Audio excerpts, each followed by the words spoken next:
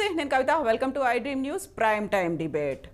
ఆంధ్రప్రదేశ్ ఎన్నికలకు సంబంధించి నోటిఫికేషన్ ఈసారి 15-20 రోజుల ముందే వస్తుంది అంటూ సీఎం జగన్ అనౌన్స్ చేశారు. ఈ నేపథ్యంలో వివిధ పార్టీలు, అక్కడ ప్రధానంగా పోటీ పడుతున్నటువంటి పార్టీల పరిస్థితి ఏంటి, ఎవరెవరి స్టాండ్ ఎలా ఉంది, why not 175, why AP needs Jagan అంటూ సీఎం జగన్ అయితే అందరికంటే ముందే ప్రచారంలో ఉన్నారు, దూసుకెళ్తున్నారు. మరి మిగతా పార్టీల పరిస్థితి ఏంటి, వాళ్ళు ఎలాంటి అస్త్రశస్త్రాలతో ప్రచారంలో ముందుకెళ్లాలనుకుంటున్నారు, అసలు పొత్తులతో పాటుగా సీట్ల పంపకాల గురించి చర్చలు ఎలా ఉన్నాయి, ఓవరాల్గా ఆంధ్రప్రదేశ్లో ఎన్నికల వాతావరణం ఎలా ఉండబోతోంది, అదే ఈరోజు మనం చర్చించుకోబోతున్నాం.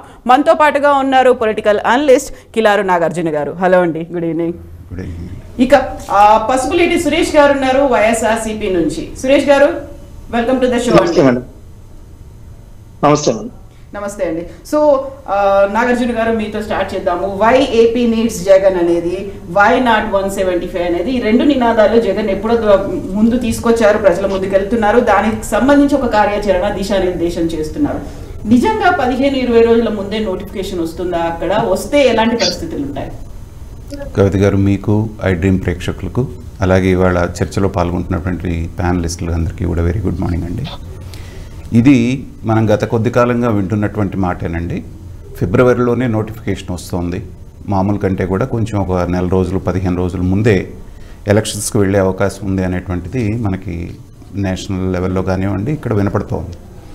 అయితే ఏంటంటే మనకు ఆంధ్రప్రదేశ్ ప్రత్యేకంగా లోక్సభతోటి వెళ్ళేటువంటి రాష్ట్రాల్లో మన ఆంధ్రప్రదేశ్ కూడా లోక్సభకి ఇప్పుడు ఎలక్షన్స్ జరుగుతాయి, మనకు కూడా అప్పుడే జరుగుతూ ఉంటాయి, మనందరికీ తెలిసిన విషయమే.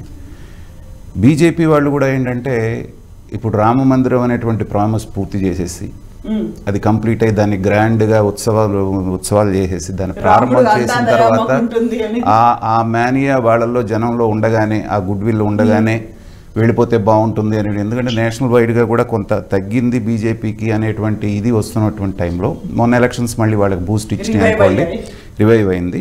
అయినప్పటికీ కూడా ఫీల్ గుడ్ ఫ్యాక్టర్ ఎప్పుడైతే ఉందో అప్పుడు వెళదాం అనేటువంటిది వాళ్ళు చాలా పకడ్బందైన ప్లాన్తో ఉన్నారు. వాళ్ళకు అనుగుణంగానే, ఎందుకంటే జగన్ గారికి కేంద్ర ప్రభుత్వంలో కానివ్వండి వాళ్ళతో సత్సంబంధాలు ఉండటం మూలన అక్కడ ఏది జరిగినా కానీ జరగబోతున్నా కానీ జగన్ గారికి ఇన్ఫర్మేషన్ ఉంటుంది కాబట్టి దానిలో భాగంగానే అక్కడ నుంచి వచ్చినటువంటి హింట్ ప్రకారంగానే జగన్ గారు మనకి హింట్ ఇచ్చారని మనం అనుకోవాలి. కాబట్టి గత కొద్ది రోజులుగా జరుగుతున్నటువంటి పరిణామాలు కనుక తీసుకుంటే, అంటే అక్కడ ఉన్నటువంటి ఇన్ఛార్జీలను మార్చడం నియోజకవర్గాల్లో, తర్వాత వచ్చి ఒక 70-80 మంది దాకా మీరందరూ సిద్ధంగా ఉండండి, మీకు మార్పులు చేర్పులు చేస్తాము, త్యాగాలకు సిద్ధంగా ఉండాలనేటువంటి డ్రాస్టిక్ డెసిషన్స్ తీసుకున్నప్పుడు ఏంటంటే సహజంగానే ఇది తొందరగా రాబోతున్నటువంటి ఎలక్షన్స్కి సంకేతంగా, పైగా ఏంటంటే తెలుగుదేశం పార్టీ మొన్న ఒక పెద్ద దెబ్బ నుంచి దాదాపు 2 సంవత్సరాలు వాళ్ళ నాయకుడు 2 నెలలు లోపల ఉంటాం, బయటకు వచ్చి వాళ్ళు కాలు చేయి కూడా తీసుకొని ఈ పొత్తులన్నీ 20 సీట్లు సర్దుబాటు అనేటువంటిది రావడానికి టైం ఇవ్వకుండా వీలైనా తొందరగా ముందుకెళ్తే బాగుంటుంది అనేటువంటి ఒక ఆత్రం కూడా కనపడుతూ ఉంది. కాబట్టి జగన్మోహన్ రెడ్డి గారు అంటే జనరల్గా నేను చాలా చోట్ల చెప్తూ ఉంటాను, గతంలో ఎలక్షన్స్ ఎలా ఉండేయంటే రాజకీయాలు ఒకసారి ఎన్నికలు అయిపోయిన తర్వాత 4 సంవత్సరాలు సంక్షేమం మీద దృష్టి సారించి చివరి సంవత్సరం మాత్రమే ఎలక్షన్స్ గురించి మాట్లాడేవాడు. కానీ ఇప్పుడు రాజకీయాలు మారిపోయి ఎలా అయిందంటే గెలిచిన దగ్గర నుంచే మళ్ళీ వచ్చే ఎలక్షన్స్లో పంచవర్ష ప్రణాళిక దీనికి వేసుకుంటున్నారు. ప్రజల్ని బాగు చేయటం కంటే మళ్ళీ మనం అధికారంలోకి, గతంలో ఎప్పుడైనా మనం విన్నామా 20 ఏళ్ళు మేమే అధికారంలో ఉంటాం, 30 ఏళ్ళు మేమే అధికారంలో ఉంటామని ఏ రాజకీయ నాయకుడన్నా మాట్లాడేవాళ్ళ? కానీ ఇవాళ ప్రతి రాజకీయ నాయకుడు అక్కడ ఆంధ్రాలో కానీ ఇక్కడ తెలంగాణలో కానీ మాట్లాడే మాట ఏంటంటే మేమే జీవితకాలం ఉంటాం. సో దానికి అనుగుణంగానే వై నాట్ 175 అనేటువంటి స్లోగన్ తీసుకున్న దగ్గర నుంచి రకరకాలుగా వాళ్ళ పార్టీని బలోపేతం చేయడానికి తీసుకుంటున్నటువంటి చర్యల్లో భాగంగా నీవు తీసుకోవచ్చు. అయితే ఇక్కడ అందరినీ ఆశ్చర్యపరుస్తుంది ఏంటంటే జగన్మోహన్ రెడ్డి గారు తీసుకుంటున్నటువంటి విప్లవాత్మకమైనటువంటి చర్యలు. జనరల్గా సిట్టింగ్ ఎమ్మెల్యేలని 10 మందిని మార్చడానికే దడిచేటువంటి పరిస్థితులు ఇవాళ, ఎందుకంటే వాళ్ళకు ఉన్నటువంటి స్థాన బలం, ఆర్థిక బలం అన్నీ చూసుకొని గత కొద్ది కాలంగా వాళ్ళు అక్కడ పాతుకుపోయి ఉన్నారు. అలాంటిది ఒక్కసారిగా సగం మందికి పైగా నేను మారుస్తాను అనేటువంటి సంకేతాలు ఇవ్వటం అనేటువంటిది రాజకీయాల్లో ఇది ఒక పెను సంచలనం. అయితే ఇది గనక ఫలిస్తే పూర్తి స్థాయిలో అటన్నా వెళ్తుంది, లేకపోతే పూర్తి స్థాయి డ్యామేజ్ అన్నా జరుగుతుంది. ఈ రిస్క్ ఆయనకి తెలిసే చేస్తున్నాడు కాబట్టి దాని వెనకాల ఏదో సరైనటువంటి వ్యూహం, ఆయన సరైనదనుకున్నటువంటి వ్యూహంతో ఆయన వెళ్తున్నారు. ఇక మిగతా మీరు అడిగినట్టుగా మిగతా రాజకీయ పార్టీలు కనుక తీసుకుంటే బీజేపీది తీసుకుంటే అన్నిటికంటే కీలకమైన పాత్ర వీళ్ళదే. ఎవరి వైపు ఉంటారు? మీకు ప్రజాక్షేత్రంలో చూస్తే బీజేపీకి 1% కంటే తక్కువ ఓట్లు ఉన్నప్పటికీ కూడా రాష్ట్రంలో ఉన్నటువంటి 3 ప్రధాన పార్టీలు వాళ్ళ వంకే చూసేటువంటి పరిస్థితిని వాళ్ళు తెచ్చుకున్నారు. వాళ్ళు ఏం చెప్పినా కాదనలేనటువంటి పరిస్థితుల్లో ఈ 3 పార్టీలను పెట్టారు. సో ఈ జగన్నాటకాన్ని అంతా పైనుంచి నడిపిస్తుంది, ఢిల్లీ స్థాయి నుంచి నడిపిస్తున్నది బీజేపీ వాళ్ళు కాబట్టి వాళ్ళ స్టాండ్ ఇంతవరకు తేల్చలేదు. మిగతా అందరూ క్లియర్గానే ఉన్నారు. పవన్ కళ్యాణ్ గారు తెలుగుదేశం పొత్తన్నారు. ఇప్పటికే కొన్ని చిన్న ఇవి జరిగినా కానీ క్యాడర్ అంతా కూడా సర్దుకుంటూ ఉన్నారు. కొంతవరకు అడ్జస్ట్మెంట్ జరిగింది. ఇది ఊహించే లోకేష్ గారు జరగాల్సినటువంటి పాదయాత్రను కూడా విశాఖపట్నంతో కట్ చేసుకొని, ఎందుకంటే ఈ 2 నెలలు చాలా క్రూషియల్ కాబట్టి దాని మీద కాన్సన్ట్రేట్ చేయడానికి వాళ్ళు కూడా సన్నద్ధం అవుతున్నారు. చూడాలి మరి ఇక రాష్ట్ర ప్రజలు ఎలా చేస్తారు, వీళ్ళ రాజకీయ నాయకులు ఈ రెండు నెలల పాటు ఎలాంటి విన్యాసాలు చేస్తారు ప్రజలను ఆకట్టుకోవడానికి అనేటువంటిది మనం వెండి తెరపై చూడాల్సిందే. సో సురేష్ గారు, అంత కాన్ఫిడెన్స్ ఎలా ఉందండి? Why not 175, why AP needs Jagan అనేది 175కి 175 ఓన్లీ వైఎస్ఆర్సీపీకే వస్తాయంటే దెన్ వాట్ అబౌట్ అక్కడ ఉన్నటువంటి వివిధ పార్టీలు, ప్రధాన ప్రతిపక్షం ఇలాంటివి ఏమీ లేకుండానే నెక్స్ట్ ఎలక్షన్స్ అనేవి మీరు ఉంటాయి, నెక్స్ట్ అసెంబ్లీ అంతా 175 వైఎస్ఆర్సీపీ ఎమ్మెల్యేలే ఉంటారా? మేడం, మనం ప్రజల్లో వస్తున్నటువంటి ఆదరణను బట్టి స్పష్టంగా మనము వై నాట్ 175 అనే దాని మీద మనం స్పష్టంగా చెప్పొచ్చు. ఎందుకంటే గతంలో అనేక పార్టీలు, ముఖ్యంగా తెలుగుదేశం పార్టీ పరిపాలన ఏ విధంగా కొనసాగింది, ప్రజలకు వాళ్ళు ఏ మేరకు మంచి చేశారు, 2014లో ఆయన చంద్రబాబు నాయుడు గారు 600 పైచీలకు హామీలు ఇచ్చి వాటిని ఏ మేరకు ఆయన నెరవేర్చారనేది ప్రజలకు స్పష్టంగా అర్థమైంది. జగన్మోహన్ రెడ్డి గారు అధికారంలోకి వచ్చాక ప్రజలకు ఆయన ఇచ్చినటువంటి వాగ్దానాలను ఏ రీతిలో అమలు చేస్తున్నారనేది ప్రజలు ఆయన విశ్వసించే తీరును బట్టి ఈ రోజు బలమైనటువంటి నమ్మకం, విశ్వాసం మాకుంది. ప్రజల్లో ఖచ్చితంగా అన్ని నియోజకవర్గాల్లో కూడా రాష్ట్రంలో గెలుపొంది తీరుతామని చెప్పి దానికి అనుగుణంగానే మా అధినేత జగన్మోహన్ రెడ్డి గారు కూడా అడుగులు వేయడం జరుగుతుంది. ముఖ్యంగా ఈరోజు రాష్ట్రంలో చూస్తే గత సంవత్సర కాలంలో ఎప్పుడు వెళ్ళినట్టు గతంలో ముఖ్యంగా తెలుగుదేశం పార్టీ అధికారంలో ఉన్నప్పుడు రాష్ట్రాన్ని ఏ విధంగా అధపాతాలని తీసుకెళ్లిపోయింది, సంక్షేమాన్ని, అభివృద్ధిని విస్మరించి కేవలం వాళ్ళ సొంత అనుయులకు, అనుచరులకు, వాళ్ళ సొంత ప్రయోజనాల కోసమే రాజకీయాలు చేయడం అనేది చూసాం. అన్ని వర్గాలకు, ముఖ్యంగా 2014లో మనం చూసినట్లయితే చంద్రబాబు నాయుడు గారు ఏ వర్గాన్ని వదలలేదు, ఏ కులాన్ని కానీ ప్రతి ఒక్కరిని వదలకుండా అందరికీ కూడా హామీలు ఇవ్వడం జరిగింది, ఎలక్షన్ హామీలు. తీరా అధికారంలోకి వచ్చిన తర్వాత ఆ హామీల గురించి ఏమాత్రం కూడా పట్టించుకోలేదు. అక్కడే ఆయన విశ్వసనీయత ఏంటనేది ప్రజలందరూ కూడా అర్థమైంది. మరోవైపు చూస్తే పవన్ కళ్యాణ్ గారు ఎప్పుడు ఏ విధంగా ఉంటారో ఆయనకే అర్థం కాదు. నిలకడ మనస్తత్వం అనేది లేనటువంటి వ్యక్తి, రాజకీయాల్లో ఆయన ఏమాత్రం కూడా అవగాహన లేనటువంటి వ్యక్తి పవన్ కళ్యాణ్ గారు గతంలో 2014లో వాళ్ళతో కలిసి వెళ్ళారు, మళ్ళీ వాళ్ళతో విడిపోయి 2019 ఎలక్షన్ లోకి వచ్చారు. మళ్ళీ ఇప్పుడు రాష్ట్రం బాగుపడాలంటే చంద్రబాబు నాయుడు గారు ముఖ్యమంత్రి అవ్వాలని చెప్పి తెలుగుదేశం పార్టీ జెండా మోయడానికి ముందుకొచ్చారు. ఇక్కడే ఆయన ఒక పరిణతి, రాజకీయాల్లో ఆయన పరిణతి అనేది అర్థమవుతుంది. కేవలం ఆయనకి జగన్మోహన్ రెడ్డి గారి మీద ఉన్నటువంటి కోపమో, లేదంటే ఆయన అధికారంలోకి తిరిగి రాకూడదనేటువంటి ఈగో ఫీలింగ్ తో తప్ప ఎక్కడ కూడా ఆయన ఎందుకు రాకూడదు జగన్మోహన్ రెడ్డి అనే దానికి స్పష్టమైనటువంటి కారణం చెప్పలేడు. అయితే రాష్ట్రంలో మీరు చూస్తే ఏ ప్రభుత్వము చేయలేనటువంటి విధంగా అధికారంలోకి మళ్ళీ మేము ఎందుకు రావాలి అనేది ప్రజల దగ్గరికే తీసుకెళ్లేటువంటి ప్రభుత్వం, గొప్ప కార్యక్రమం. ఇలాంటి కార్యక్రమం ఏ ప్రభుత్వం కూడా గతంలో ఎప్పుడు కూడా మనం చేయలేదు. ఈ రోజు ప్రజల దగ్గరికే నేరుగా వెళ్ళి వై ఏపీ నీడ్స్ జగన్ అనేటువంటి కార్యక్రమం ద్వారా ప్రజల్లోకి మళ్ళీ వెళ్ళి ప్రజలకి అందరికి కూడా వివరించడం జరుగుతోంది. ఈ పరిపాలనా కాలంలో వైఎస్ఆర్ కాంగ్రెస్ పార్టీ ప్రభుత్వం ఏర్పాటు చేసి ప్రజలకు ఏ విధంగా సంక్షేమం అందించింది, రాష్ట్రంలో అన్ని వర్గాలకు ఏ విధంగా మేలు కలిగించింది అనేటువంటి స్పష్టంగా మేమందరం కూడా ప్రజల్లోకి వెళ్ళి ప్రజల ఆదరణ పొందగలుగుతున్నాం. ఈ యొక్క ప్రక్రియలో అదే విధంగా జగన్మోహన్ రెడ్డి గారు తన పాదయాత్రలో ఇచ్చినటువంటి హామీలన్నింటినీ కూడా ప్రతి ప్రాంతానికి న్యాయం చేశాడు. అదేవిధంగా ఇచ్చిన హామీని 99% కూడా అమలు చేయడం జరిగింది. కాబట్టి అన్ని వర్గాల్లో ఈ రోజు జగన్మోహన్ రెడ్డి గారిని ఆదరిస్తున్నారు. కాబట్టి బలంగా మేము విశ్వసిస్తున్నాం 175 నియోజకవర్గాల్లో రాబోయేటువంటి 2024 ఎలక్షన్ లో విజయ డంక మోగించి తీరుతామని చెప్పేసి మేము బలంగా విశ్వసిస్తున్నాం సో మేడం. సురేష్ గారు, ఒక క్వశ్చన్ ఫ్రమ్ నాగార్జున గారు, పొలిటికల్ అనలిస్ట్. నాగార్జున గారు, మీరు అడగచ్చు డైరెక్ట్ గా. Very good evening sir. మీరు మీ పార్టీ చేస్తున్నటువంటి ప్రయత్నాలను అభినందిస్తూనే ప్రజల తరపున ఒక చిన్న ప్రశ్న మిమ్మల్ని వేస్తుంది. ఏంటంటే, ఒకసారి ఎమ్మెల్యేగా ఎన్నికైన తర్వాత అతనే కలకాలం ఎమ్మెల్యేగా ఉండాలి, తర్వాత ఆయన అయిపోతే వాళ్ళ కొడుకు అయిపోతే మనవడు అనేటువంటి ట్రెండ్ ఇవాళ నడుస్తున్నటువంటి టైంలో ఒక్కసారి గెలవగానే మీరు రెండోసారికే దగ్గర 75-80 మందిని మార్చేస్తాము అంటే వీళ్ళందరూ కూడా ఇవాళ విశ్వాసం అనేటువంటిది రాజకీయాల్లో ఎంతవరకు ఉందనేది మనం అందరం చూస్తున్నాం. అటు ఆంధ్రాలో చూసాం, ఇటు తెలంగాణలో చూసాం. అయినా కూడా ఒక్కసారిగా 80 మందిని మారుస్తామంటే వాళ్ళందరూ కూడా వాళ్ళ పదవులు త్యాగాలు చేసి పార్టీ గెలుపు కోసం మనస్ఫూర్తిగా కృషి చేస్తారని మీరు అనుకుంటున్నారా? అది జరిగేటువంటి పనేనా ఇవాళ ఉన్నటువంటి పరిస్థితుల్లో? 100% జరుగుతుంది సార్. ఎందుకంటే దీంట్లో బలమైనటువంటి కారణాలు ఏంటంటే రాష్ట్రంలో ఉన్నటువంటి ప్రస్తుత రాజకీయ వాతావరణం, అదేవిధంగా రాజకీయాల్లో అన్ని వర్గాల వారికి సముచిత స్థానం అనేది కల్పించి తీరాలనేసి జగన్మోహన్ రెడ్డి గారు సంకల్పించుకోవడం, అదేవిధంగా ప్రజల్లో ఈరోజు ఏదైతే ప్రజలందరూ సామాజిక న్యాయం జరగాలి, అందరికీ రాజ్యాధికారం కావాలి, రాజ్యాధికారంలో భాగస్వామ్యులు కావాలనేటువంటి విధానం బలంగా ఉంది.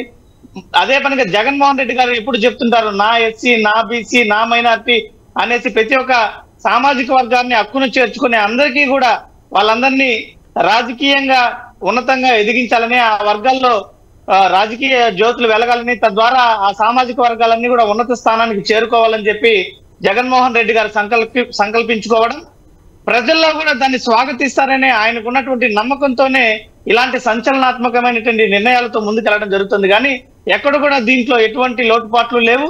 ఖచ్చితంగా ఈ యొక్క ప్రక్రియ విజయాన్ని సాధించి తీరుతుందని చెప్పేసి మేము నమ్ముతున్నాం సార్. సో సురేష్ గారు, ఇప్పుడు మీకు అంత కాన్ఫిడెన్స్ ఉన్నప్పటికీ కూడా ఇప్పటికీ ఎలక్షన్స్ ఇంకా ముందుకు వస్తాయి అని వినిపిస్తున్నప్పుడు, జగనే స్వయంగా ఆ మాట చెప్తున్నట్టు నోటిఫికేషన్ కంటే 20 రోజుల ముందే వస్తాయి అనుకున్నప్పుడు, డోంట్ యూ థింక్ ఇప్పుడు ఉన్నటువంటి ఈ టైం సరిపోతుందా? ఇంతమందిని మార్చిన తర్వాత అక్కడ ఉన్నటువంటి క్యాడర్తో సమన్వయం చేసుకోవాలి, లోకల్గా ఉండేటువంటి లీడర్లు ఉంటారు, మార్చిన తర్వాత ఉండే అసంతృప్త ఎమ్మెల్యేలు ఉంటారు, అక్కడ ఉన్నటువంటి కార్యకర్తలు, ఎట్ ద సేమ్ టైం అక్కడ ఉన్నటువంటి ప్రజలు, నియోజకవర్గ పరిస్థితులు, వీటన్నిటిని ఎలా కోఆర్డినేట్ చేసుకొని ముందుకెళ్తారు? ఇంకా 20 రోజుల టైం ఇంకా దగ్గరకు వచ్చేసింది అనుకున్నప్పుడు. అంటే ముఖ్యంగా వైఎస్ఆర్ కాంగ్రెస్ పార్టీకి బలమైనటువంటి క్యాడరు క్షేత్రస్థాయిలో ఉంది. ఇది మాకు అన్ని పార్టీల కన్నా బలంగా మేము చెప్పగలిగినటువంటి మాట. క్షేత్రస్థాయిలో కార్యకర్తలు బలంగా జగన్మోహన్ రెడ్డి గారి కోసం కష్టపడి పనిచేసేటువంటి కార్యకర్తల క్యాడర్ అనేది మాకు రాష్ట్ర వ్యాప్తంగా ఉంది. రెండవది ఏంటంటే ప్రజల్లో ఎనలేనటువంటి ఆదరణ జగన్మోహన్ రెడ్డి గారి పైన, వైఎస్ఆర్ కాంగ్రెస్ పార్టీ ప్రభుత్వం పైన ఉన్నటువంటి విశ్వాసం ద్వారానే ఈరోజు దృఢంగా నిర్ణయించుకొని ఈ యొక్క మార్పులు ఏమాత్రం కూడా మాకు డ్యామేజ్ చేయవు. ఖచ్చితంగా ప్రజలు స్వాగతించేటువంటి తీరులోనే జగన్మోహన్ రెడ్డి గారి నిర్ణయాలు ఉంటాయి. ఎక్కడ కూడా స్వార్థ రాజకీయం కోసమో స్వప్రయోజనాల కోసమో జగన్మోహన్ రెడ్డి గారు ఏ నిర్ణయము తీసుకోరు. ఆయన ఏది తీసుకున్నా కూడా అందరినీ, రాష్ట్ర ప్రజలందరినీ దృష్టిలో పెట్టుకొని రాష్ట్ర ప్రజలందరూ కూడా ఏది జరిగితే బాగుంటుందో దానికి అనుగుణంగా ఆయన పనిచేస్తారే తప్ప ఎక్కడ కూడా స్వార్థ రాజకీయాలకు ఆయన తావు ఇవ్వడం జరగదు. దానిలో భాగంగానే ఈ యొక్క మార్పులు జరుగుతున్నాయి. కాబట్టి ప్రజలందరూ కూడా ఈ యొక్క విధానాన్ని స్వాగతించి ఖచ్చితంగా జగన్మోహన్ రెడ్డి గారిని ఆదరిస్తారు. 100% కూడా రాబోయేటువంటి ఎలక్షన్లలో విజయ డంక మోగించి తీరేది మాత్రం తథ్యమని చెప్పేసి ఈ సందర్భంగా తెలియజేస్తున్నాం మేడం. సో నాగార్జున గారు, చాలా వైఎస్ఆర్సీపీకి అయితే చాలా కాన్ఫిడెన్స్ ఉంది. 175కి 175 ఈవెన్ ఆఫ్టర్ మనకి అక్కడ చేంజెస్ చేసినప్పటికీ, ఇన్ఛార్జ్లను మార్చినప్పటికీ వస్తుంది అని. Then what about TDP and Janasena? వాళ్ళు ఒక పొత్తు పెట్టుకున్నారు, ఒక ఉమ్మడి కార్యాచరణ అనౌన్స్ చేస్తామన్నారు. ఆ తర్వాత ఎవరు సీఎం అనేది ఎన్నికల తర్వాత డెసిషన్ తీసుకుంటామన్నప్పుడు దాన్ని ప్రజలు ఎలా చూస్తున్నారు అక్కడ? అంటే ఇక్కడ ఒకటండి, జనరల్గా మనకి కనిపించేది ఏంటంటే 5 సంవత్సరాలు పాలించినటువంటి ప్రతి పార్టీకి కూడా మనం చరిత్రలో చూసుకుంటే యాంటీ ఇన్కంబెన్సీ అనేటువంటిది కొంత ఉంటుంది. మీరు 2014 ఎలక్షన్స్ కనుక తీసుకుంటే జనసేన, బీజేపీ, తెలుగుదేశం 3 పొత్తు పెట్టుకుంటే కూడా కేవలం 1.5%తో బయటపడ్డాయి. కానీ అది 2019కి వచ్చేటప్పటికి 23 సీట్లకి తెలుగుదేశం పడిపోవటం, తర్వాత 151 సీట్లు వైసీపీకి రావటం మనం చూసాం. అంత డ్రాస్టిక్ చేంజ్ వచ్చింది. ఎందుకంటే యాంటీ ఇన్కంబెన్సీ అనేటువంటిది అంత భయంకరంగా ఉంటుంది.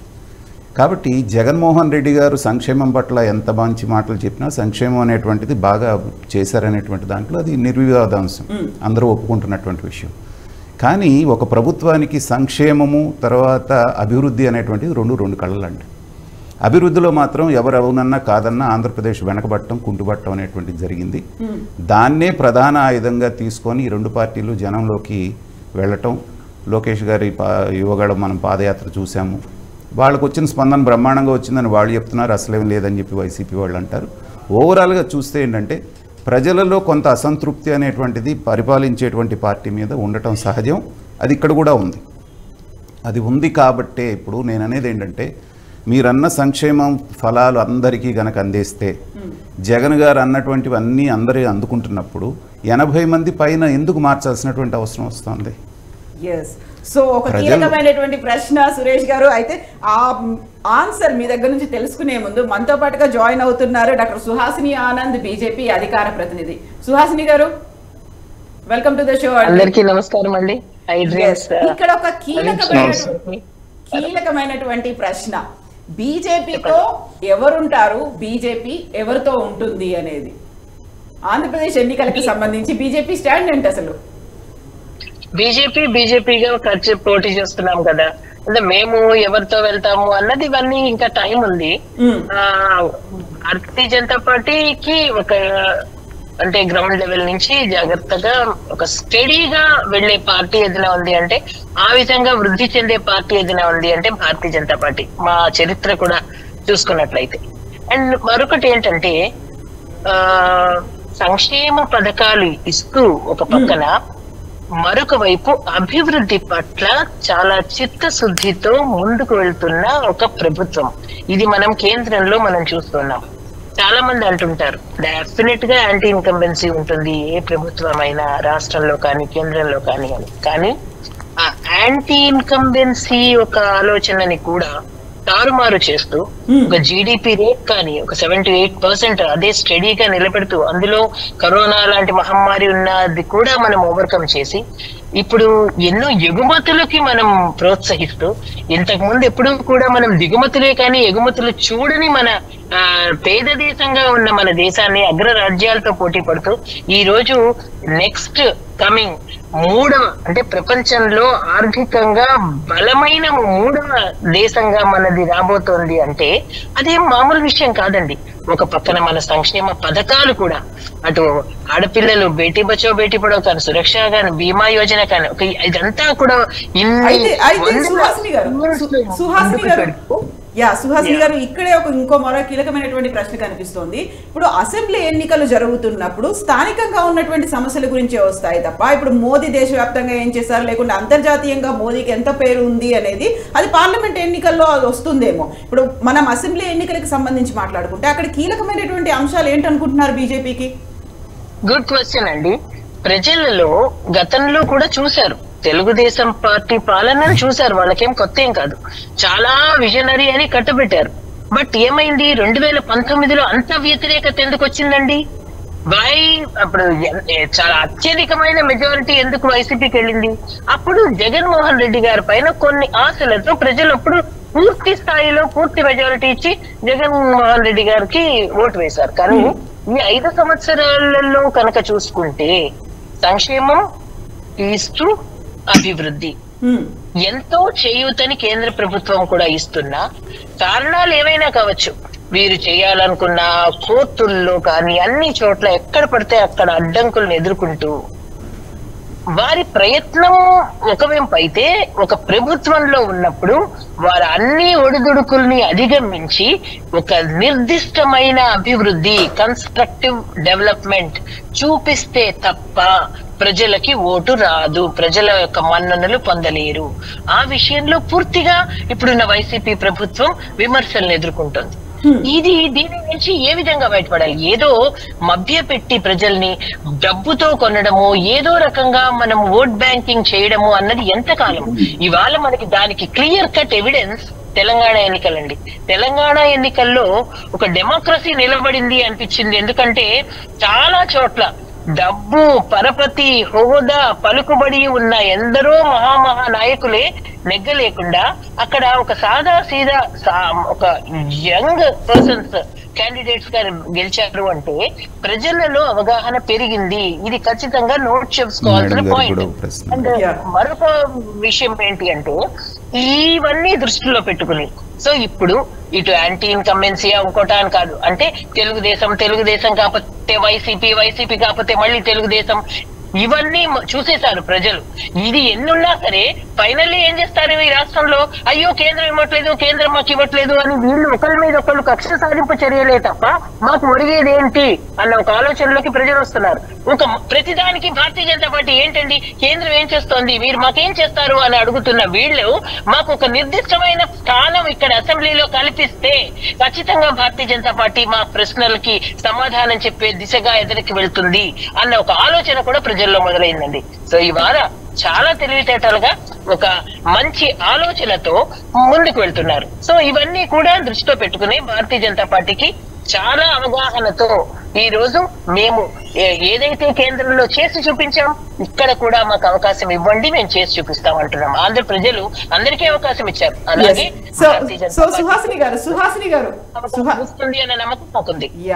ఇక్కడే ఇంకా బోల్డ్ అని డౌట్స్ కూడా వస్తున్నాయి. తెలంగాణకి సంబంధించి చూసుకుంటే 2014 నుంచి అయినా 5 అసెంబ్లీ స్థానాలు 2014లో వచ్చినాయి, 2018లో బై ఎలక్షన్స్ తో కలుపుకుంటే 3 వచ్చాయి, ఇప్పుడు 8 వచ్చాయి. బట్ ఇప్పటిదాకా ఆంధ్రప్రదేశ్ లో బీజేపీ ఖాతా తెరవలేదు కదా, ఎలా వస్తుంది అనే దాంతో పాటుగా ఇది నా క్వశ్చన్. నాగార్జున గారిది ఒక క్వశ్చన్ ఉంది మీకోసమే. మేడం, దేశానికి ఒక 10 సంవత్సరాల పాటు సుస్థిరమైనటువంటి పరిపాలన మోడీ గారి రూపంలో అందించారు, దానికి మీకు ధన్యవాదాలు. కాకపోతే ఇందాక మీరు తెలంగాణ గురించి రిఫర్ చేసినప్పుడు తెలంగాణలో మీ పార్టీకి జరిగింది కనుక ఒకసారి తీసుకుంటే బండి సంజయ్ గారిని మార్చినంత వరకు ఉవ్వెత్తున బీఆర్ఎస్కి ప్రత్యామ్నాయం బీజేపీనే ఇంకేముంది అధికారంలోకి వచ్చేసింది అనేటువంటి భావన జనంలో కూడా వచ్చింది, అందరిలో వచ్చింది. కానీ సడన్గా ఎప్పుడైతే ఆయన్ని మార్చారో జనంలోకి వెళ్ళినటువంటి ఫీలింగ్ ఏంటంటే బీఆర్ఎస్ బీజేపీ మిలాఖత్ అయిపోయినాయి, కుమ్ముక్కు అయిపోయినాయి అనేటువంటి ఉద్దేశంలోనే ఇవాళ మీకు వచ్చినటువంటి మిమ్మల్ని 8 స్థానాలకు పరిమితం చేశారు. ఇదే పరిస్థితి ఆంధ్రప్రదేశ్ ప్రజలు కూడా భావిస్తున్నారండి. మీ రాష్ట్ర శాఖ ఎంత బాగా ఫైట్ చేసినా వైసీపీ మీద కేంద్ర ప్రభుత్వం నుంచి కేంద్ర పార్టీ నుంచి రావాల్సినంత సపోర్టు రాష్ట్ర పార్టీకి రావటం లేదు అనేటువంటి భావన, వైసీపీ బీజేపీ ఒకటే, వీళ్ళిద్దరూ తెరచోటన బంధం ఉంది అనేటువంటి భావన జనంలో బాగా బలపడి ఉంది. దాన్ని మరి మీరు ఎలా ఎన్కౌంటర్ చేయబోతున్నారు, ఎలా ఫేస్ చేయబోతున్నారు? ఇది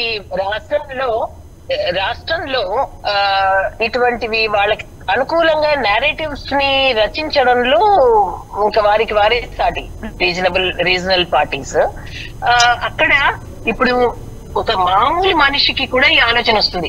ఎంతో ఇదిగా పోరాటం చేస్తున్న బండి సంజయ్ గారిని ఎందుకు తీశారు, ఆయన తీయకపోతే పూర్తి స్థాయిలో భారతీయ జనతా పార్టీ వస్తుంది కదా అని. ఇది కేంద్రంలో ఉన్న మేధావులు ఎవరైతే ఆలోచిస్తున్నారో వాళ్ళకి తెలియదు అంటారా? దిస్ ఇస్ సింపుల్ లాజిక్ అది. సో ఏది చేసినా, ఏ స్టెప్ తీసుకున్నా, ఏ అడుగు తీసుకున్నా మాకు ఒక స్ట్రాటజీ ఉంటుందండి కేంద్రంలో. అది ముందు మీరే చూస్తారు. అంటే వన్ ఆఫ్టర్ అనదర్ మనం ఏ విధంగా వెళ్తాము అన్నది ఆలోచనకి కూడా అందని విధంగా ఒక రాజకీయంలో ఎత్తుగడలు ఉంటాయి. మేబీ దానిలో భాగంగా ఏదైనా సరే కేంద్రంలో అందులో మోదీ గారు, అమిత్ షా గారు, ఇంకా చివరి నిమిషం వరకు మీ వ్యూహం ఏంటనేది మాత్రం ఆంధ్రప్రదేశ్ లో చెప్పరు ఎవరికి. మనము వ్యూహాలన్నీ చెప్తే వ్యూహం ఎందుకు అవుతుంది సార్? అందువల్ల చివరి నిమిషం వరకు అంటే కొంచెం ఇబ్బంది ఏమో చూసుకోండి, ప్రమాదకరంగా కూడా ఉంటుంది, మారే అవకాశం ఉంటుంది. ఆఖరి నిమిషము కాదు, ఏది తీసుకున్నా, ఏ డెసిషన్ తీసుకున్నా చాలా ముందాలోచనతో తీసుకుంటారన్న నమ్మకం మాకుంది. అదే విధంగా మేము ఏదైతే అనుకుంటున్నామో అలాగే జరుగుతుంది కూడా.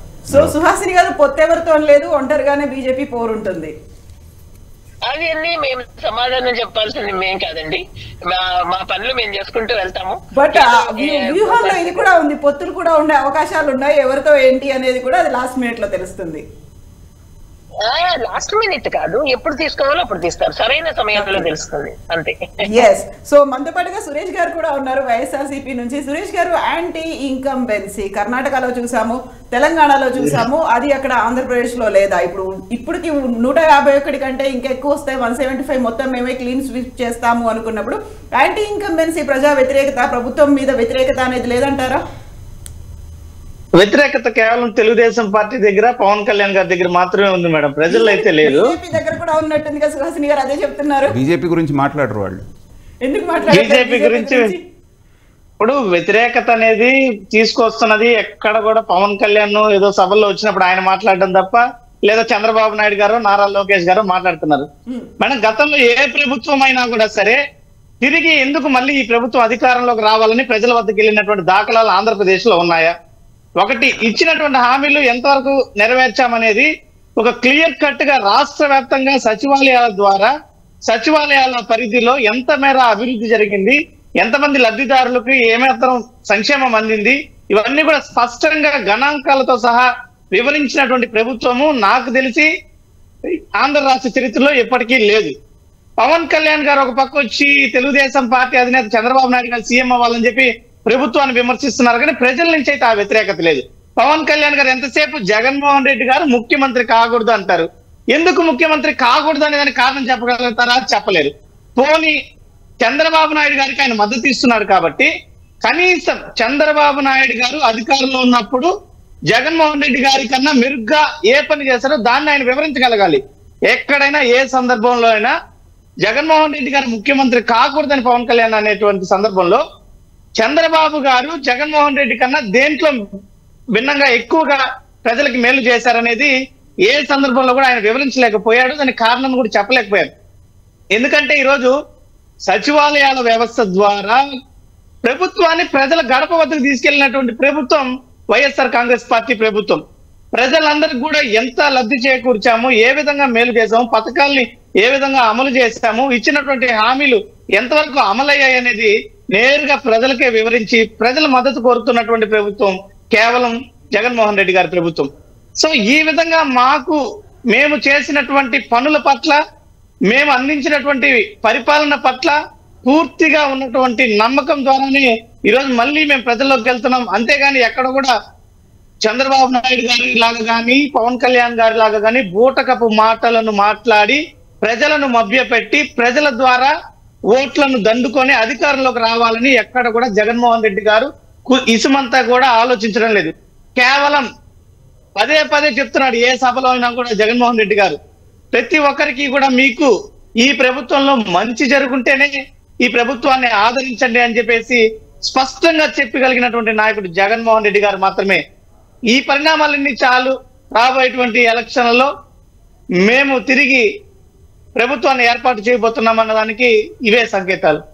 సో సుహాసిని గారు, ఇప్పుడు కర్ణాటక తర్వాత, తెలంగాణ తర్వాత సౌత్ లో ఇంకొక డెస్టినేషన్, ఇంకొక స్టేట్ కోసం కాంగ్రెస్ పార్టీ చూస్తోంది. అక్కడ మీలాగే కాంగ్రెస్ పార్టీ కూడా ఇప్పటిదాకా అక్కడ ఖాతా తెరవలేదు. 2 ఎలక్షన్స్ లో 0 వచ్చాయి. 3వసారి మాత్రం మేము ఫోకస్ పెడుతున్నాము అనేటువంటి సంకేతాలు ఆల్రెడీ కాంగ్రెస్ పార్టీ ఇచ్చేసింది. సో కాంపిటీషన్ అనేది విపరీతంగా పెరగబోతుంది అనుకుంటున్నారా?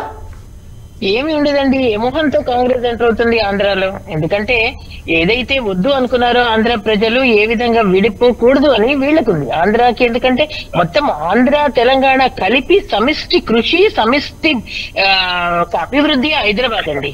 అటువంటిది అందరూ కలిపి డెవలప్ చేసిన హైదరాబాద్ ని అలా తెలంగాణకు వదిలేసి ఇప్పుడు మళ్ళీ ఉత్తి చేతులతో వారందరూ కూడా వచ్చి ఈ రోజు విభజన ఆంధ్రప్రదేశ్ చాలా ఇబ్బందులు పడుతున్న మాట వాస్తవం. ప్రతి ఒక్కళ్ళకి మూలాలు హైదరాబాద్ లో ఉన్నాయి. సో ఆ విధంగా చూస్తే అడ్డగోలుగా విభజించి ఇప్పటికీ కూడా పార్లమెంట్ లో మోదీ గారు చెప్తారు, ఒక పద్ధతి ప్రకారం అన్నది ఏది చేయలేదు. దానివల్ల రిపర్కషన్స్ ఇవన్నీ కూడా. సో ఈ విధంగా ఇప్పుడు ఆంధ్రప్రదేశ్ పడుతున్న ఒక ఆర్థికంగా కానీ, ఒక నీటి విషయంలో కానీ, ఒక రాజధాని విషయంలో కానీ చాలా విధాలుగా ఇబ్బంది పడుతున్న రాష్ట్రం ఏదైనా ఉంది అంటే ఆంధ్రప్రదేశ్. దాని గురించి చాలా వరకు అక్కడ మేధోమదనం, దీనికి ఏ విధంగా ఆంధ్రప్రదేశ్ ఆదుకోవాలి అన్న ఒక దానిలో భాగంగానే అమృత్ పథకంలో భాగంగా 33 నగరాలు ఇక్కడ. అండ్ పైలట్ ప్రాజెక్ట్ లో విశాఖపట్నం కూడా ఉందండి. నీతి ఆయోగ్ పూర్తి స్థాయి ఫండ్స్ ఇచ్చింది వైజాగ్ డెవలప్మెంట్ కి. ఇదే కాకుండా ఇంటర్నేషనల్ స్మార్ట్ సిటీలో వైజాగ్. సో అన్ని విధాలుగా ప్రత్యేకంగా శ్రద్ధ. ఈ మధ్య మీరు చూస్తే railway minister, central railway minister గారు అశ్విని వైష్ణవ్ గారు వచ్చి, ఇంతకుముందు కంబైన్డ్ ఆంధ్ర తెలంగాణ అప్పుడు 804 కోట్లు రైల్వేస్ కి ఇస్తే, ఇప్పుడు ప్రత్యేకంగా ఆంధ్రప్రదేశ్ కి 8400 కోట్లు ఇచ్చి అందులోనూ కొన్ని ఇంపార్టెంట్ గా రైల్వే స్టేషన్ సెలెక్ట్ చేశారు. అది అంతర్జాతీయ స్థాయిలో డెవలప్ చేస్తామని చెప్పి మొన్న సింహాచలం రైల్వే స్టేషన్ కూడా వచ్చి వారు మాట్లాడడం జరిగిందండి. మొత్తం మాటలు మీరు కనుక అబ్జర్వ్ చేసినట్లయితే పూర్తిగా అభివృద్ధిగా ఎజెండానే. ఆంధ్రప్రదేశ్ లో మాకు అసలు ఓటు శాతం 1% కూడా లేదు. కానీ ఏమాత్రం వివక్ష ఆలోచన కూడా రాదండి. ఆంధ్రప్రదేశ్ కి ఇంకా ప్రత్యేక శ్రద్ధ చూపించి కేంద్ర ప్రభుత్వం సుహాసిని గారు ప్రత్యేక శ్రద్ధ, మరి ప్రత్యేక హోదా సంగతి ఏమైంది? విభజన హామీలు అనేవి తెలంగాణకి ఎలా ఉన్నాయో ఆంధ్రప్రదేశ్ కి సంబంధించి కూడా అదే ఉన్నాయి. మళ్ళీ మీరు ఇప్పుడు ఎలక్షన్స్ కి వెళ్ళాలి, అక్కడ ఓటర్ల దగ్గరికి వెళ్ళాలి, బీజేపీకి ఓటేయాలని అడగాలనుకున్నప్పుడు ప్రత్యేక శ్రద్ధ ఓకే, ప్రత్యేక హోదా సంగతి ఏంటి అనేది వస్తుంది కదా. అది అసలు రానే రాదండి. ఎందుకంటే ప్రజలకు అర్థమైంది. 16,000 ముగిసిన అధ్యాయమేనా అది? ఇప్పుడు నాగార్జున గారు అదే మాట్లాడుతున్నారు కాదండి. ఇప్పుడు హోదా మాట అన్నవాళ్ళు ఏంటంటే వెనక్కి వెళ్ళాలి అని కోరుకునే వాళ్ళే హోదాను అడుగుతారు. ఎందుకంటే ఎంతో దానికి ఇంకా 100 రెట్లు ముందుకొచ్చి అన్ని లక్షల కోట్లు, ఒక విశాఖ చెన్నై కారిడార్ కి 8,10,000 కోట్లు. ఇది కాకుండా నేను ఒక్కొక్కటి చెప్తాను. అంటే ఇన్ని లక్షల కోట్లు ప్రత్యేకమైన ప్యాకేజ్ గా ఆంధ్రాకి వచ్చినప్పుడు ఇంకా వెనక్కి వెళ్ళాలని ఎవరైనా కోరుకుంటారా? సో 2014 వర్డిక్ట్ 2019లో ప్రజలు ఇచ్చేశారు. 2019 తర్వాత ఇప్పుడు 2024లో క్లియర్ కట్ గా వాళ్ళకి అర్థమైంది. ఈ రోజు ఎస్ ప్యాకేజ్ ద్వారా ఎక్కువ వచ్చింది, ఇంకా అభివృద్ధి చెందుతోంది. ఆంధ్రప్రదేశ్ ప్రత్యేక శ్రద్ధ చూపించింది కేంద్రం. కాబట్టి మోదీ గారి బాటలో ఆంధ్రప్రదేశ్ ఉంటేనే ఆంధ్రప్రదేశ్ రేపు పొద్దున మనుగడ ముందుకు అభివృద్ధి వెళ్తుంది. లేకపోతే ఈ రకమైన కొట్లాటలతోనే ఆంధ్రప్రదేశ్ కాలయాపన అయిపోతుంది. ఈ అటు రాజధాని కాదు కదా, ఇటు అభివృద్ధి కాదు కదా, అన్ని కూడా అగమ్య గోచరం అయ్యే ఒక సూచనలు మాత్రం దగ్గరలో కనిపిస్తున్నాయి. సో నాగార్జున గారు ఒక కీలకమైనటువంటి మాట సుహాసిని గారు అన్నారు. వెనక్కి వెళ్ళిపోవాలని ఎవరు కోరుకుంటారు? ప్రత్యేక శ్రద్ధ అవసరం తప్ప ప్రత్యేక హోదా కాదు. వెనక్కి వెళ్ళిపోవాలని కోరుకోవాల్సినటువంటి అవసరం ఏముంది? కరెక్టేనండి. ప్రత్యేక హోదా లేదు, ప్రత్యేక ప్యాకేజ్ ఇస్తా ఉన్నారు. ఆ ప్యాకేజ్ రాష్ట్ర ప్రభుత్వం తీసుకోలేదు. ఇప్పుడు మేడం గారు ఏదైతే వైజాగ్ చెన్నై కారిడార్ గురించి మాట్లాడారో అది 8 లక్షల కోట్లు కేవలం కాగితానికి మాత్రమే పరిమితమైంది. ఇంతవరకు ఒక అడుగు కూడా ముందు పడలేదు. తర్వాత ఏంటంటే ఇప్పుడు ఈ విషయంలో సార్ ఒక చిన్న చెప్పండి. ఇది న్యూస్ పేపర్స్ లో కూడా 506 ప్రాజెక్ట్స్ లో 365 ప్రాజెక్ట్స్ రాష్ట్రంలో జరుగుతున్నాయని అటు సాక్షి ఇటు ఈనాడు కూడా క్లియర్ కట్ గా పార్లమెంట్ లో జరిగిన విషయాల్ని రాసిన paper cuttings I will show you అండి. ఎందుకంటే ఇక్కడ జరుగుతున్న ప్రాజెక్ట్స్ అన్ని కూడా మేము మీరు చెప్పిన దాంతో నేను కూడా ఏకీభవిస్తున్నానండి. కాకపోతే ఏంటంటే ఇవి అన్ని రాష్ట్రాలకు ఇచ్చేటువంటి భాగంలో ఇప్పుడు మీరు నేషనల్ హైవేస్ జరుగుతున్న వాటిని కూడా జరుగుతున్నాయని చెప్తున్నారు. నేషనల్ హైవేస్ భారతదేశం మొత్తం మీద జరుగుతున్నాయి కదా. ప్రత్యేకంగా మీరు ఇప్పుడు మనకి తెలంగాణ ఆంధ్ర ఆస్తుల పంపకమే ఇంతవరకు మీ ద్వారా జరగలేదండి. దాదాపు 1,00,000 కోట్ల రూపాయలు తెలంగాణ నుంచి ఆంధ్రాకి రావాల్సి ఉంది. మరి అక్కడ పెద్దన్న పాత్ర వహిస్తున్నటువంటి బీజేపీ 10 ఏళ్ళు అవుతుంది రాష్ట్రం విడిపోయి. మరి ఇంతవరకు దాని మీద ఏం చేశారంటే వీళ్ళు సహకరించలేదు, వాళ్ళు సహకరించలేదు. ఇద్దరు మీరు చెప్పినట్టు వినేటువంటి వాళ్ళే కదా. మీరు కాదనే వాళ్ళు ఎవరు లేరు. అంటే ఏంటంటే కొన్ని అలా అనుకుంటామండి. కానీ ఒకటి మీరు పెద్దలు మీకు తెలుసు, ఇంత ముందు గతంలో కూడా చూసాం. ఏదైనా ఒక విషయంలో ఫెడరల్ స్ట్రక్చర్ లో ఎలా ఉంటుందో మీకు తెలియదు కాదు. కొంత ప్రతి స్టేట్ లోనూ పూర్తి మెజారిటీ వచ్చిన వాటికి కూడా ఒక ఇండిపెండెంట్ డెసిషన్స్ ఉంటాయి. రాష్ట్ర ప్రభుత్వంకి కూడా వారి సూచన సలహాల మేరకు మనం వెళ్లాల్సి వస్తుంది. కొంత ఓవర్ రైడ్ ఏదైనా మేము ఏంటి అన్నది ఇక్కడ జరుగుతున్న వాటిపైన మేము చేయడానికి ప్రయత్నం చేసిన వెంటనే గతంలో ఏమైంది?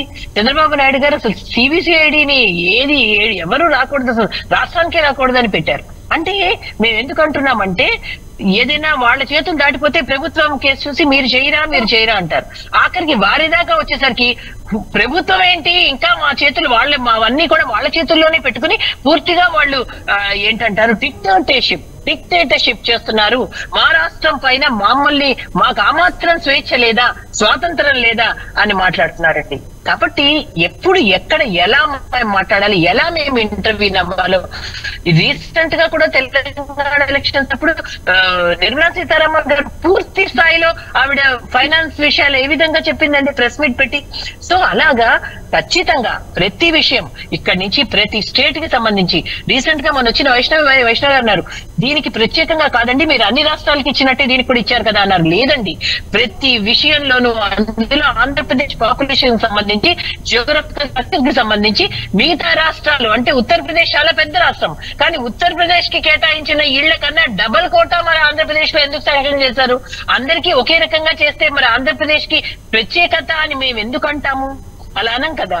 కాబట్టి ప్రత్యేక శ్రద్ధ ఆంధ్రప్రదేశ్ కు ఉంది. అశ్విని వైష్ణవ్ గారు ఇంకొక మాట కూడా అన్నారు, ఇది వెస్ట్ బెంగాల్ స్టేట్ గవర్నమెంట్ కూడా అండి, వెస్ట్ బెంగాల్ కానీ కేరళ కానీ అన్నిటికీ కూడా మేము ప్రత్యేక శ్రద్ధ చూపించి వాటికి ఇంకా మేము ఎక్కువగా ఫండ్స్ నిధులు ఇస్తున్నామండి. అక్కడ మా గవర్నమెంట్ లేకపోవచ్చు, అలయన్స్ లో లేకపోవచ్చు, కానీ ఆ విధంగా పెద్దన్న ఏంటండి చాలా పెద్ద తరహాగా పాత్ర మోదీ గారు పోషిస్తున్నారు. కాబట్టి ఈ రోజు యాంటీ ఇన్కంబెన్సీ అన్న క్వశ్చన్ కి తావు లేకుండా కేంద్రంలోనే కాదు రాష్ట్రాలన్నీ కూడా తిరిగి వచ్చి మేము అదే నమ్రతతో అదే విధేయతతో మేము ప్రతి రాష్ట్రంలోనూ మేము మా పనులు మేము చేస్తున్నాం.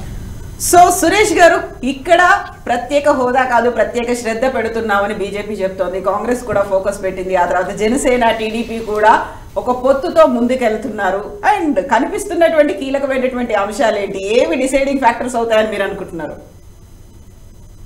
ఫైనల్ గా డిసైడింగ్ ఫ్యాక్టర్ ప్రజలు మేడం. ప్రజల దగ్గర ఉన్నటువంటి విశ్వాసం మాత్రమే, ప్రజల దగ్గర ఉన్నటువంటి విశ్వాసం అనేదే గెలుపోటములను నిర్ణయిస్తుంది. ఎంతసేపు వీళ్ళు ప్రతిపక్ష పార్టీలు విమర్శలు చేసినా, లేదా పవన్ కళ్యాణ్ చెప్పినా, చంద్రబాబు నాయుడు చెప్పినా, నారా లోకేష్ గారు చెప్పినా, ఇంకా ఎవరు వచ్చి చెప్పినా కానీ ప్రజల హృదయాల్లో ఏ విధమైనటువంటి తీర్పు ఇవ్వాలనేది ఆల్రెడీ వాళ్ళు డిసైడ్ చేసుకో ఉంటారు. ఆ నిర్ణయం ఏ విధంగా తీసుకుంటారంటే బేరీజు వేసుకునేటువంటి విధానం. గతంలో ఉన్నటువంటి ప్రభుత్వాలు ఇప్పుడున్నటువంటి ప్రభుత్వానికి తేడా గమనించినట్లయితే అప్పుడు పరిపాలన ఏ విధంగా ఉంది, ఇప్పుడు పరిపాలన ఏ విధంగా ఉంది. ఇప్పుడు మనం మాట్లాడుకున్నాం గతంలో, ఇప్పుడు మనకి ప్రత్యేక హోదా విషయంలో తీసుకున్నట్లయినా, తెలంగాణ నుంచి మనకి రావాల్సినటువంటి ఆస్తుల విషయంలోనైనా కానీ వీటన్నిటికీ కూడా మూల కారణం, ఇవన్నీ కూడా ఇక్కడ ఆగిపోవడానికి ప్రధాన కారణం చంద్రబాబు నాయుడు గారు.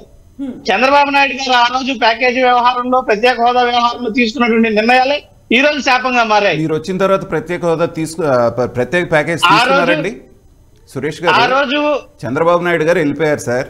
మీరు వచ్చిన తర్వాత మరి ప్రత్యేక ప్యాకేజ్ వద్దు, హోదా వద్దు, ప్యాకేజ్ అన్నా ఇవ్వండి అని తీసుకున్నారా ఇవాళ వరకు? మరి ఎందుకు తీసుకోలేదండి? ప్రత్యేక హోదా గాని ప్రత్యేక ప్యాకేజ్ వ్యవహారంలో గాని జగన్మోహన్ రెడ్డి గారు కేంద్ర ప్రభుత్వంతో కలిసిన ప్రతిసారి కూడా మనకి జరగాల్సినటువంటి న్యాయం గురించి ప్రతిసారి చర్చించడం జరిగింది. ఆయన వచ్చి ఇక్కడ వివరించడం కూడా జరిగింది. రెండో విషయం ఏంటంటే, ఇక్కడ ఉమ్మడి ఆస్తుల వ్యవహారంలో కానీ ఎక్కడైనా కూడా చంద్రబాబు నాయుడు గారు చేసినటువంటి సమస్యలన్నీ కూడా జటిలంగా తయారయ్యి తీవ్రమైనటువంటి ఇబ్బంది కలిగిస్తున్నాయే తప్ప ఇక్కడ వైఎస్ఆర్ కాంగ్రెస్ పార్టీ ప్రభుత్వం చేసినటువంటి తప్పిదాలు ఏమి కూడా లేవు. సో 5 సంవత్సరాల్లో కూడా చంద్రబాబు నాయుడు గారు వేసిన ముళ్ళు మీరు ఇప్పలేకపోయారంటారు.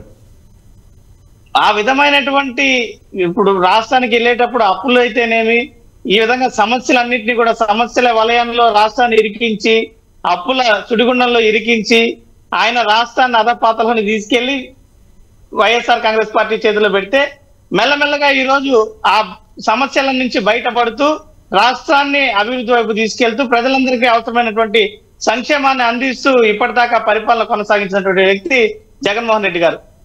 ఈ తేడానైతే ప్రజలు ఖచ్చితంగా గమనిస్తున్నారు. పరిస్థితులు ముఖ్యంగా మనం చూసాం, ఈ ఎప్పుడూ లేనటువంటి విధంగా కోవిడ్ పరిస్థితులు కూడా మనకి ఈ పరిపాలనా కాలంలో చాలా ఇబ్బందికరమైనటువంటి వాతావరణాన్ని కలిగించాయి. దాదాపు 2 సంవత్సరాల కాలంగా మనం కోవిడ్ వలన ఎన్నో ఇబ్బందులను ఎదుర్కొన్నాం. కేవలం ఆంధ్ర రాష్ట్రమే కాదు, యావత్ ప్రపంచం కూడా అతలాకుతలమైంది. ఆర్థిక వ్యవస్థలు కుదేలైపోయాయి, ఆదాయ మార్గాలు కూడా తగ్గిపోయాయి. ఇలాంటి కఠినమైనటువంటి పరిస్థితుల్లో కూడా ప్రజలకు ఏమాత్రం కూడా ఇబ్బంది కలగకుండా సుపరిపాలన అందించినటువంటి ప్రభుత్వంగా వైఎస్ఆర్ కాంగ్రెస్ పార్టీ ప్రభుత్వం ఉంది.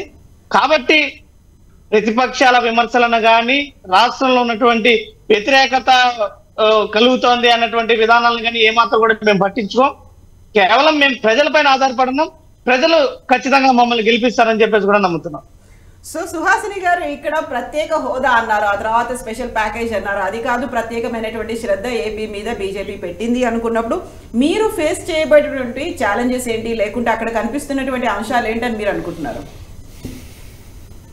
మాకు దేశంలో జరిగే అభివృద్ధి మేము చూపిస్తున్నామండి, అంతే. అదే కాదు, రాష్ట్రంలో ఎక్కడెక్కడ ఏమేమి చూసామో, ఇక్కడ IIM కి కానీ, ఇక్కడ ప్రతి కంపెనీస్ అండి, ఇక్కడ ఉన్న ఎయిర్పోర్ట్సే కాదు, ఇక్కడ ఉన్న ఎడ్యుకేషనల్ ఇన్స్టిట్యూషన్సే కాదు, ఇక్కడ రోడ్స్ ప్రత్యేకంగా ఏమేసాము, అసలు ఇక్కడ ఉన్న కంపెనీస్ మేము జోన్ విషయం కూడా మేము చెప్పాము. రాష్ట్ర ప్రభుత్వం ఇప్పటికీ ల్యాండ్ ఇష్యూ రాష్ట్ర పరిధిలో ఉంది. కొంత ల్యాండ్ కనుక చూపిస్తే వెంటనే రెడీగా ఉన్నాము కట్టడానికి అని చెప్తున్నాము. కాబట్టి ఇక్కడ ఏమవుతుందంటే రాష్ట్రము కేంద్రము సమన్వయంతో వెళ్తేనే ఆ రాష్ట్రంలో అభివృద్ధి జరుగుతుంది. సో చాలా issues with in state government ఉన్నాయి. సో చాలా అందులో భాగంగా మేము ప్రతి ఇష్యూని కూడా ఇక్కడ రాష్ట్రంలో ఏమేమైతే మేము డెవలప్మెంట్స్ చేశామో అవన్నీ కూడా మేము చూపిస్తూ ప్రజలకి ఇంకొంత కనుక మనకి స్పేస్ ఇచ్చినట్లయితే ఇవన్నీ ఇంకా పూర్తి స్థాయిలో కూడా ఇంకా ప్రత్యేకంగా శ్రద్ధతో, ఇప్పుడు ఆయుష్మాన్ భారత్ ఉంది, అది మేము ఎప్పుడైతే ఇంట్రడ్యూస్ చేసామో 3 ఏళ్ల వరకు ఈ రాష్ట్రంలో అసలు ఇంట్రడ్యూస్ చేయలేదు. ఆరోగ్య రక్ష ఆరోగ్యశ్రీ ఉంది అని చెప్పి ఏమవుతుంటే కొంత పేర్లు మారడము, ఇప్పుడున్న రైతులకి కూడా ప్రతి ఏటా 6,000 మేము ఏదైతే ఇస్తున్నామో దాది కాకుండా ఇస్తాము అని చెప్పారు ఇప్పుడున్న రాష్ట్ర ప్రభుత్వం. సో ఆ విధంగా సో అక్కడ సిగ్నల్ కట్ అయిపోయినట్టుందండి నాగార్జున గారు. ఇప్పుడు కీలకమైనటువంటి అంశాలు ఏం కాబోతున్నాయి? ఓవరాల్ గా అయితే టీడీపీ జనసేన పొత్తు ఉంటుంది అనుకున్నప్పుడు జనసేన ఇంకా ఎన్డీఏలో భాగస్వామిగానే ఉంది. అక్కడ బీజేపీ ఒంటరిగా ఉంటుందా, ఎవరితో పోటీ చేస్తుంది, ఎవరు బీజేపీతో ఉంటారు, ఇవన్నీ చాలా కీలకమైనటువంటి ప్రశ్నలు కనిపిస్తున్నాయి. ఎంత వ్యూహాన్ని వేసుకున్నప్పటికీ ఇప్పుడు జగన్ చెప్పినట్టుగా 2 రోజుల ముందు అంటే ఏమవుతుంది అక్కడ? ఇక్కడ ప్రాబ్లం ఏంటంటేనండి, అధికారంలో ఉన్న వాళ్ళతో వచ్చిన ఇబ్బంది ఏంటంటే మేము అభివృద్ధి చేశాం కాబట్టి మమ్మల్ని జనం గెలిపించేస్తారనేటువంటి అపోహలో ఉంటారు. మనం కనుక తీసుకుంటే చంద్రబాబు నాయుడు గారు నేను హైటెక్ తీసుకొచ్చి హైటెక్ సిటీ కట్టాను, ఐటీని డెవలప్ చేశాననే ఓవర్ కాన్ఫిడెన్స్తో ఉంటే ఏం జరిగిందో మనం చూసాం. అలాగే నేను రాజధాని కడుతున్నాను, పోలవరం కడుతున్నాను కాబట్టి మళ్ళీ నన్ను 2019లో గెలిపిస్తారన్నటువంటి చంద్రబాబు నాయుడు గారు ఏమయ్యారో మనం చూసాం. రీసెంట్గా ఇప్పుడు అభివృద్ధి పరంగా కనుక తీసుకుంటే బీఆర్ఎస్ని అసలు గద్దెదించాల్సిన పనే లేదు. గత ప్రభుత్వాలతో పోల్చుకుంటే మంచి అభివృద్ధి జరిగింది, కరెంటు కష్టాలు తీరినాయి, రైతులకంతా బాగుంది. అయినా కేవలం ఆ అధినేతల్లో అహంకారం పెరిగిందనేటువంటి ఒకే ఒక కారణంతో 9.5 సంవత్సరాలు మంచి అభివృద్ధి చూసినా కానీ పక్కన పెట్టారు. కాబట్టి అధికారంలో ఉన్న వాళ్ళకి ఏంటంటే అంతా బాగున్నట్టే కనపడుతుంది. ఎవరన్నా చెప్పబోయినా కానీ ఏంటంటే లేదు మాకంతా తెలుసు అన్నట్టుగా ఉంటారు. కాబట్టి ఏంటంటే ఏ రాజకీయ పార్టీ అయినా అధికారంలో ఉన్నప్పుడు మరీ ముఖ్యంగా గత అనుభవాల నుంచి నేర్చుకోవాలి. 90% మనం అభివృద్ధి చేసినా కూడా 10% వాళ్ళకి మనం చేయకపోతే మీరు చేసిన 90% గుర్తురాదు. ఇది రాజకీయంలో నేను MA పొలిటికల్ సైన్స్ చదువుకున్నటువంటి రాజకీయ విశ్లేషకుడిగా చెప్తున్నాను. మనం 90 చేశాం కదా, ఈ 10 కదా అనుకుంటారు. అది మనకి ఆ 10నే గుర్తుపెట్టుకుంటారు. అదేంటంటే మీ బాధ్యత చేయాల్సింది చేశారు, ఇది ఎందుకు చేయలేదంటారు ప్రజలు. అది మనకి తెలంగాణలో ప్రూవ్ అయింది. కాబట్టి ఏంటంటే వాళ్ళకి స్టాండ్ వాళ్ళు క్లియర్ చేశారు. 80 మందిని ఎందుకు మారుస్తున్నారు ఇంత బాగా చేసిన అన్నదానికి అటు నుంచి ఏం సమాధానం రావట్లేదు వైసీపీ నుంచి. ఇక టీడీపీ పార్టీకి జనసేన పార్టీకి ఏంటంటే ఇది లైఫ్ అండ్ డెత్ లాంటిది. చంద్రబాబు నాయుడు గారి వయసు రీత్యా కానివ్వండి, లోకేష్ గారికి ఇంకా అంత అనుభవం రానటువంటి పరిస్థితుల్లో ఈసారి కనుక అధికారంలోకి రాకపోతే తెలుగుదేశం పార్టీ మనుగడకే ప్రశ్నార్థకంగా మారేటువంటి అవకాశం ఉంది. కాబట్టి వాళ్ళు సర్వశక్తులు వడ్డీ పోరాడుతున్నారు. సో మీకు నిప్పుకి గాలి తోడైనట్టుగా పవన్ కళ్యాణ్ గారు కూడా వాళ్ళతో చేరటం అనేటువంటిది వాళ్ళల్లో ఉత్సాహం అనేటువంటిది ఉరకలెత్తుతోంది. కాబట్టి ఏంటంటే ఫైట్ అనేటువంటిది బాగా జరుగుతుంది. అయితే ఇందాక బిగినింగ్లో నేను ఓపెనింగ్ రిమార్క్స్లో చెప్పినట్టుగా ఇదంతా ఎలా జరుగుతుంది అనేటువంటిది అంతా కూడా మళ్ళీ ఢిల్లీ పెద్దల చేతిలో ఉంది. పోల్ మేనేజ్మెంట్ ఎలా జరుగుతుంది, లేకపోతే వీళ్ళు ఎవరి పక్కన స్టాండ్ తీసుకుంటారు, సపోర్ట్ ఎవరికి చేసినా ఎవరికి వీళ్ళు మద్దతు ఇండైరెక్ట్గా ఇస్తారన్న దాని మీదనే చాలా వరకు ఆధారపడి ఉంటుంది. అది రాబోయే రోజుల్లో ఏం జరుగుతుంది అనేది వేచి చూడటం మనం చేయగలిగింది ఏం లేదు, అది వేచి చూడటమే మనం చేయాల్సింది. సో సుహాసిని గారు సో సుహాసిని గారిది కట్ అయిపోయింది. సురేష్ గారు, ఇప్పుడు ఓవరాల్గా అయితే ఎవరితో ఉంటారో ఒక క్లారిటీ అయితే లేదు, బట్ ప్రజా వ్యతిరేకత, ప్రభుత్వ వ్యతిరేకత అనేది కనిపించింది కాబట్టి జాగ్రత్త పడాల్సినటువంటి అవసరం అయితే ఉంది అనేది ఏదైనా అనిపిస్తుందో తెలంగాణ ఎగ్జాంపుల్, కర్ణాటక ఎగ్జాంపుల్ చూసిన తర్వాత? సురేష్ గారు, సో సురేష్ గారిది కూడా కట్ అయిపోయినట్టుంది. ఇప్పుడు అయితే తీసుకోవాల్సినటువంటి మార్పులు లేకుంటే ఆచరించాల్సినటువంటి వ్యూహాలు, స్ట్రాటజీస్, ఇప్పుడు ప్రధానంగా వైఎస్ఆర్సీపీ చెప్తున్న మాట ఏంటంటే అక్కడ ఉన్నటువంటి సామాజిక సమీకరణాలు వీటన్నిటిని దృష్టిలో పెట్టుకున్నాము, ఆ తర్వాత ఇంటర్నల్గా ఉన్నటువంటి డేటాను కూడా దృష్టిలో పెట్టుకున్న తర్వాత మాత్రమే మారుస్తున్నాము. గెలవరని కాదు, బట్ భారీ మెజారిటీ రావాలి కాబట్టి మార్చక తప్పదు అనే మాట అనేది పైకి చెప్తున్నప్పటికండి, మీరు ఎప్పుడైతే అభివృద్ధి అనేటువంటి దాన్ని మీరు ఇచ్చేశారో తర్వాత మీరు చేసినటువంటి ప్రధానమైనటువంటిది, వీళ్ళు రేపు జనానికి సమాధానం చెప్పుకోవాల్సింది ఏంటంటే, ఒక్క మద్యం షాప్ కూడా లేకుండా సంపూర్ణ మద్యపాన నిషేధం చేసిన తర్వాత మాత్రమే మేము మిమ్మల్ని ఓట్లు అడుగుతామని పదే జగన్మోహన్ రెడ్డి గారు ప్రచార సమయంలో చెప్పారు. దాన్ని తగ్గించడం సంగతి దేవుడికి, ఆదాయం ప్రతి సంవత్సరం పెంచుకుంటూ ఏడ్చారు. ఇవాళ మరి దాన్ని ఎలా ఫేస్ చేస్తారు, జనం దగ్గరికి వెళ్ళి ఏం చెప్తారు అనేటువంటిది ప్రధానమైనటువంటి వ్యవహారం. తర్వాత వచ్చి ఏంటంటే వీళ్ళకి అంటే ఎనాలిసిస్ చేసుకుంటే వాళ్ళకి కూడా అర్థమవుతుంది. మొట్టమొదటి సంవత్సరం రాగానే పథకాలు అనేటువంటివి అర్హులా కాదా అని చూడకుండా అందరికీ ఇచ్చేశారు. ఇచ్చేసిన తర్వాత ప్రతి సంవత్సరం వాళ్ళకి ఈ అర్హత లేదు ఈ అర్హత లేదని చెప్పి 5 నుంచి 10% కోత పెట్టుకుంటూ వస్తున్నారు. నేను ఇందాక చెప్పింది ఏంటి మీకు, 90% మీరు చేసినా 10% పైగా అసలు ఇవ్వకుండా ఉంటే పర్వాలేదు, ఇచ్చి కట్ చేసి పక్కనోడికి ఇస్తూ ఉంటే ఖచ్చితంగా అది వ్యతిరేకం అవుతుంది. ఇలా ప్రతి పథకంలో 10 నుంచి 15% మీరు కోత విధించారు. ఇవన్నీ మనం సైంటిఫిక్గా కనుక ఆలోచిస్తే అక్కడ వచ్చేటువంటి వ్యతిరేకతను మీరు ఎట్లా అడ్రస్ చేయబోతున్నారు? సో అదే స్ట్రాటజీస్ కావచ్చు, అదే డేటాని కలెక్ట్ చేసుకున్నారు కాబట్టి మారుస్తున్నారు అనుకోవచ్చు. ఖచ్చితంగా, ఎందుకంటే ఇప్పటికైనా జాగ్రత్త పడి వాళ్ళు సమీక్షించుకొని ఇక్కడ మనం ఇబ్బంది పడ్డాం ఇక్కడ ఇబ్బంది పడ్డాం అని అడ్రస్ చేయడానికి కనుక వాళ్ళు చేస్తే ఆ ప్రయత్నాన్ని మనం స్వాగతించాల్సిందే. కానీ టైం తక్కువ ఉంది. ఇది 1 సంవత్సరం, సంవత్సరంన్నర, 2 సంవత్సరాల ముందు నుంచి కనుక వాళ్ళు చేసుకొని నిజంగా సర్వేస్, ఈ పీకే ఇచ్చే దొంగ సర్వేలు కాకుండా, వాడు పీకే ఎంతసేపుడికి ఏమి ఇస్తాడంటే సమాజాన్ని ఎలా కులాల వారీగా మతాల వారీగా చిచ్చుబెట్టి గెలవాలనేది చెప్తాడే కానీ గ్రాస్ రూట్ లెవెల్ నుంచి ఎలా మీరు ప్రభుత్వ పరిపాలన బాగు చేయాలనేది ఆయనకేం పని, అది చూసుకోవాల్సింది ప్రభుత్వం. సో నేను అనుకుంటాం ఏంటంటే ఇప్పటికే టైం చాలా డిలే అయింది. ఉన్నటువంటి 2 నెలల్లో వాళ్ళు ఎంతవరకు చేసుకుంటారనేటువంటి చేసుకుంటే మంచిదే, లేకపోతే మాత్రం చాలా ఇబ్బందికరమైనటువంటి పరిస్థితుల్ని అధికార పక్షం ఫేస్ చేయాల్సి ఉంటుంది. దాంట్లో ఎలాంటి అనుమానం లేదు. సో ఇతర ప్రతిపక్షాల పరిస్థితి ఎలా ఉంది? కాంగ్రెస్ పార్టీ కూడా కన్నేసింది ఆంధ్రప్రదేశ్ మీద అంటే ఇప్పుడు కాంగ్రెస్ పార్టీది అక్కడ మీకు ఒకటేనండి, షర్మిల గారి మీద ఆధారపడి ఉంది. ఇప్పుడు షర్మిల గారిని గనక ఆంధ్ర రాష్ట్రంలో గనక దించగలిగితే పాలిటిక్స్లోకి, ఆ విషయానికి ఆవిడ గనక ఒప్పించగలిగితే కాంగ్రెస్ పార్టీ ఖచ్చితంగా అధికార పక్షం ఓడిపోవటం ఖాయం అనేటువంటిది మనం ఖరాఖండిగా చెప్పచ్చు. దాంట్లో అనుమానం లేదు. ఎందుకంటే ట్రెడిషనల్గా కాంగ్రెస్ రక్తం ఉన్నటువంటి వాళ్ళు కొంతమంది ఉన్నారు. వాళ్ళ తాత తండ్రుల దగ్గర నుంచి కాంగ్రెస్సే వాళ్ళ లైఫ్ అన్నటువంటి వాళ్ళు. వేరే ఆల్టర్నేటివ్ లేక వాళ్ళందరూ కూడా వైసీపీతో ర్యాలీ అవుతున్నారు. ఎప్పుడైతే మీరు 70 మందికి 80 మందికి మేము టికెట్లు ఇవ్వమని మీరు చెప్పేశారు, వాళ్ళకంటూ కొంత వర్గం ఉంటుంది కదా.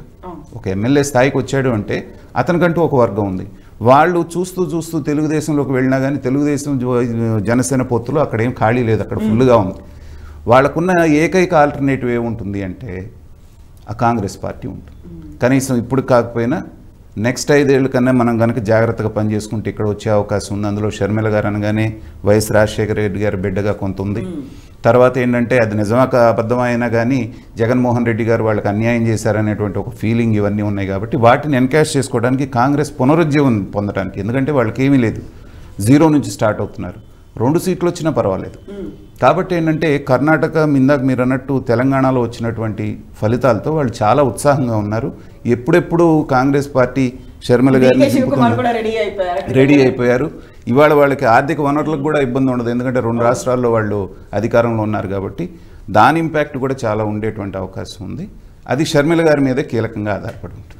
ఎస్ అండి, thank you so much Nagarjuna గారు. ఏమవుతుంది, ఎవరి స్ట్రాటజీలు ఎలా ఉన్నాయి, నెక్స్ట్ ఎవరి స్టెప్స్ ఎలా ఉంటాయి, సామాజిక సమీకరణాలు, అక్కడ ఉన్నటువంటి ఈక్వేషన్, స్ట్రాటజీస్, వీటన్నిటి గురించి కూడా మనం మాట్లాడుకోవాల్సినటువంటి అవసరం ఉంటుంది. Thank you so much Suresh గారు, థ్యాంక్ యూ అండి సుహాసిని గారు, thank you so much Nagarjuna గారు, థ్యాంక్ యూ అండి. We will continue the discussion. Stay tuned. This is Kavitha signing off.